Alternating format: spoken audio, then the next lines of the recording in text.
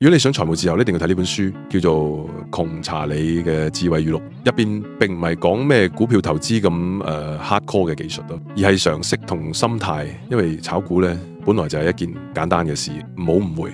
我知道穩定獲利嘅過程係漫長同埋無聊，但係其實你學識嘅操作係好簡單，唔使太複雜。當你心境夠強大嘅時候，你就可以成為一個無論喺投資定係人生各方面都會成功嘅人。呢本書入邊其中一個課題就係教人要有多元思維模式，你要學識用唔同角度思考，越多越好。上至天文，下至地理，接觸多啲活動，學多啲唔同嘅技藝，從中揾到共通點同埋構練知識。